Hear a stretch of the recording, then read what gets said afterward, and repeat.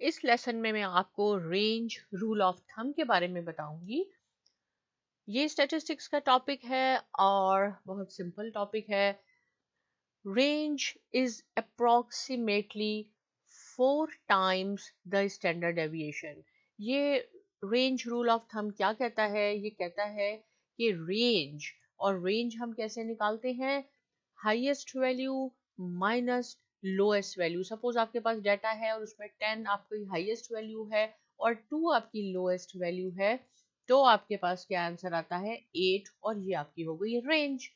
तो ये रूल कहता है कि range is approximately 4 times the standard deviation. जो भी स्टैंडर्ड डेविएशन है वो उसके 4 times है। The standard deviation is another measure of spread in statistics. और स्टैंडर्ड डेविएशन क्या फाइंड आउट करता है स्टैटिस्टिक्स में? इससे आप देखते हैं कि आपका डाटा कितना स्प्रेड हुआ है, कितना फैला हुआ है मीन से। It tells you how your data is clustered around the mean. Range rule of thumb is only for rough estimation. ये इसका एक बहुत इंपॉर्टेंट पॉइंट है कि इससे हम रफ एस्टिमेशन करते हैं, आपको एक्यूरेट आंसर नहीं मिलेगा, रफ अप्रोक्सीमेट आंसर मिलेगा। देखिए इसका फॉर्मूला क्या है? एस एस मैंने क्यों लिखा है यहाँ पे? ये स्टैंडर्ड डेविएशन को रिप्रेजेंट करता है और सैंपल की स्टैंडर्ड डेविएशन, पॉपुलेशन की स्टैंडर्ड डेविएशन को हम रिप्रेजेंट करते हैं सिग्मा से। और सैंपल क्या होता है? सबसेट होता है पॉपुलेशन का, और उसका स्टैंडर्ड डेविएशन को हम रिप्रेजेंट करते हैं एस से। S is equal to range divided by 4। तो इसको अगर हम क्रॉस मल्टीप्लाई करते हैं, इसके नीचे डिनोमिनेटर कुछ नहीं है तो 1 है, तो ये क्या हो जाएगा? 4s क्रॉस मल्टीप्लीकेशन में ऐसे हम हो जाएगा 4s is equal to range. तो हमने लास्ट स्लाइड में क्या डेफिनेशन पढ़ी थी कि range is approximately equal to 4 times standard deviation. ये देखिए मैं आपको एक दफा दोबारा दिखा देती हूँ। Range is approximately 4 times the standard deviation, और ये इस फॉर्मूले से आपने देखा। Range rule of thumb approximates the standard deviation. ये अप्रोक्सीमेट बताता है, देखिए तकरीबन अंदाजे तक बताता है कि रेंज 4 टाइम्स किसके इक्वल होती है? रेंज इक्वल होती है 4 टाइम्स ऑफ स्टैंडर्ड डेविएशन के, इफ द डिस्ट्रीब्यूशन इज यूनिमोडल। ये बहुत इंपॉर्टेंट कंडीशन है इसमें, एन अप्रोक्सीमेटली सिमेट्रिक। देखें क्या मीनिंग हुआ यूनिमोडल का? हमने मोड पहले डिस्कस कर चुके हैं, मैं आपको दोबारा बताती हूँ। सपोज आपके पास एक डाटा है, इसमें आपके पास है 20, 10, 20, देन 30 और 40, ये आपके पास नंबर है। तो इसमें मोड क्या होगा? मोड है जो नंबर सबसे ज्यादा टाइम आता है। तो देखिए 10 2 दफा आ रहा है इसमें, बाकी सब एक दफा है, तो ये हमारा 10 हुआ मोड। और इसको हम कहते हैं यूनिमोडल। यूनिमोडल का मीन है कि एक मोड है इसमें, राइट। और अगर 20 भी यहाँ 2 दफा आता तो वो बाय मोडल होता, क्योंकि दोनों 2 2 दफा आ रही हैं, लेकिन यहाँ पे सिर्फ एक हमारा मोड है, वो है 10।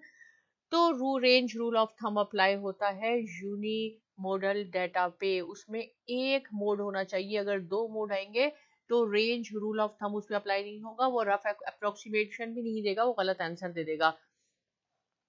अब देखें सपोज अगर हमारे पास है, हमने निकालना है स्टैंडर्ड डेविएशन, निकालना है सैंपल का, तो ये उसके 6 स्टेप्स हैं। पहले हमने क्या करना होता है? मीन मालूम करना होता है डाटा का इस फॉर्मूले से, और एक्स बार रिप्रेजेंट करता है सैंपल के मीन को, और अगर हमारा पॉपुलेशन का मीन हो तो हम उसको लिखते हैं म्यू। फिर हम डेविएशन मालूम करते हैं, जो हम लास्ट लेक्चर में भी देख चुके हैं। स्क्वायर करते हैं इसका, फिर स्क्वायर करने के बाद जो आंसर आता है उसको हम सम करते हैं। सम करने के बाद हम n-1 से जितनी भी डाटा वैल्यूज हैं उसमें से एक माइनस करते हैं, और फिर उससे हम डिवाइड करते हैं। n-1 क्यों करते हैं, n क्यों नहीं करते? इसलिए कि अगर हम n से करेंगे तो ये पॉपुलेशन के वेरिएंस को अंडर एस्टिमेट कर देता है। Take the square root of the variance to find the standard deviation. ये हमारे सिंपल है स्टैंडर्ड डेविएशन कैलकुलेट करने के 6 स्टेप्स। यहाँ हम देखते हैं कि हमारे पास एग्जांपल है 11, 6, 6, 13, 10, दिस वन। ये देखें, ये यूनी मॉडल है क्योंकि इसमें 6 आपके पास 2 टाइम आ रहा है और यही हमारा मोड है, और एक मोड है, इसमें कोई ऐसा नंबर नहीं है जो 2 दफा आ रहा हो, सिर्फ 6 है। ये यूनी मॉडल है, इसका मतलब है रेंज रूल ऑफ थंब इस पे हम अप्लाई करेंगे। इसका सबसे पहले आप मीन ले लें, इन सबको ऐड किया 54 हो गए। कितनी वैल्यूज हैं? 1 2 3 4 5 6, 6 से इससे डिवाइड किया तो हमारे पास आ गया 9। ये तो हमारे पास मीन आ गया। अब हमने ये स्टैंडर्ड डेविएशन कैसे कैलकुलेट किया, राइट? इससे जो पहले वाला लेक्चर है उसमें हमने मेजर ऑफ वेरिएशन में अच्छी तरह ये डिस्कस किया है कि इसके 6 स्टेप्स हैं, हमने फॉलो करने हैं। मैंने 8.3 इसका ऑलरेडी कैलकुलेट किया है, मैं आपको बता देती हूँ कैसे करना है। ये जो मीन है इसमें से आप माइनस करते जाए इंडिविजुअल वैल्यू। 11 माइनस 9 क्या आपके पास आएगा? आपके पास आएगा 2, राइट? 2 का स्क्वायर किया तो हो गया 4। 6 माइनस 9 क्या आपके पास आया? -3, उसका स्क्वायर किया तो क्या आ गया? 9, राइट? अगला भी 6 है तो वो भी ऐसे ही होगा। फिर क्या है? 13 माइनस 9 क्या आया आंसर आपके पास? 4। 4 का स्क्वायर किया तो हो गया 16।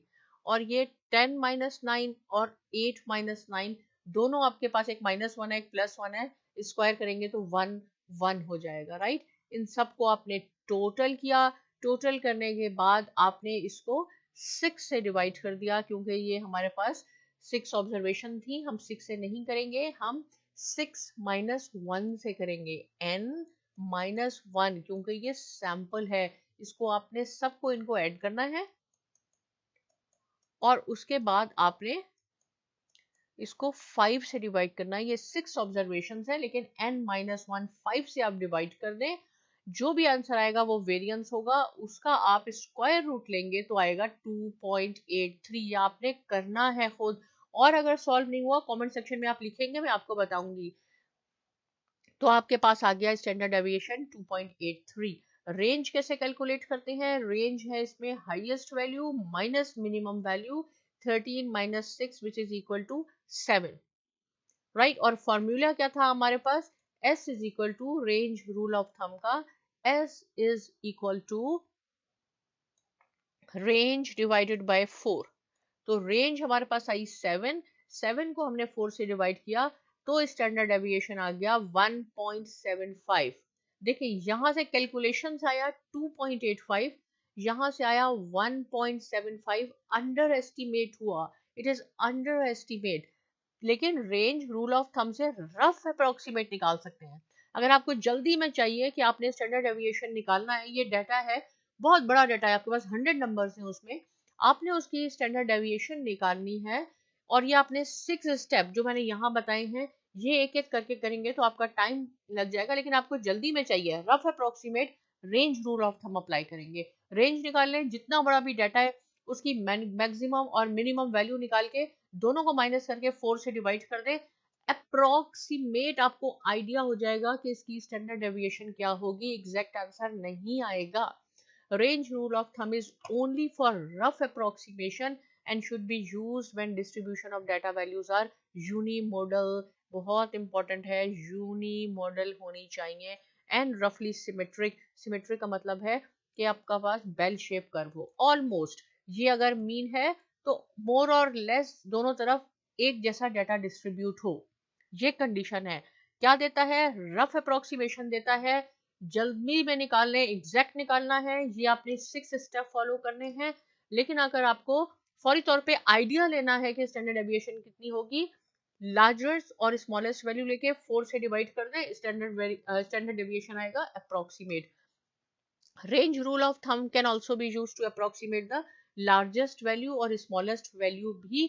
अगर आपको डाटा सेट पे मालूम करनी है, बहुत बड़ा डाटा है, उसमें स्मॉलेस्ट वैल्यू क्या है और आपकी हाईएस्ट वैल्यू क्या है, अगेन ये रफ अप्रोक्सीमेट बताएगा, एग्जैक्ट नहीं बताएगा।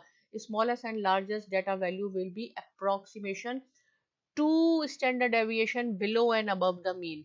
वो 2 अप्रोक्सीमेट ज्यादा भी हो सकती है, लेकिन 2 स्टैंडर्ड डेविएशन कम भी होगी। और हमारे जो पहले ये डाटा है इसमें हमारे पास 6 लोएस्ट नंबर था और 13 हाईएस्ट नंबर था। लेकिन मैं आपको दिखा देती हूँ यहाँ जाके, ताकि आपको कंफ्यूजन ना हो। ये 6 लोएस्ट है और 13 हाईएस्ट है, राइट? अब हम रेंज रूल ऑफ थंब से ये मालूम करेंगे और ये अप्रोक्सीमेट बताएगा। स्मॉलेस्ट डेटा मीन, जो हमने मीन लिया था हमारे पास 9 आया था, माइनस 2s, क्योंकि 2 स्टैंडर्ड डेविएशन कह रहा है कम होगा और ज्यादा होगा। कम होगा 2s, ये स्टैंडर्ड डेविएशन है, स्टैंडर्ड डेविएशन को 2 से आपने मल्टीप्लाई किया तो आ गया 3.34, और हाईएस्ट वैल्यू क्या आई 9 प्लस 2s 14.66। हमारे पास हाईएस्ट वैल्यू डाटा में क्या है 13, ये आई 1.66 ज्यादा आई, राइट। तो approximate to standard deviation below या अबव करेगा, उससे कम और ज्यादा भी हो सकता है। जैसे लोएस्ट वैल्यू हमारे पास 6 है, तो ये हमें बता रहा है कि 3.34 है आपके पास, right. These are rough approximation for many data sets. Almost all data values will fall within 2 standard deviations of the mean. या 2 ऊपर होंगी या 2 नीचे, approximation. We will see better approximation in Chebyshev theorem and in empirical rule. हम ये discuss करेंगे, लेकिन Chebyshev theorem भी आपको एग्जैक्ट आंसर नहीं देगा, एग्जैक्ट और एक्यूरेट आंसर आपको मिलेगा एम्पेरिकल रूल से, जो नेक्स्ट लेसन में आएगा और आपने उसको जरूर सुनना है। Again range rule of thumb क्या बताता है, अप्रोक्सीमेट स्टैंडर्ड डेविएशन बताता है, और अप्रोक्सीमेट स्मॉलेस्ट वैल्यू और लार्जेस्ट वैल्यू बताता है। इससे रिलेटेड कोई क्वेश्चन है जरूर लिखिए। साइमा एकेडमी को सब्सक्राइब करना ना भूलिए, और बहुत शुक्रिया।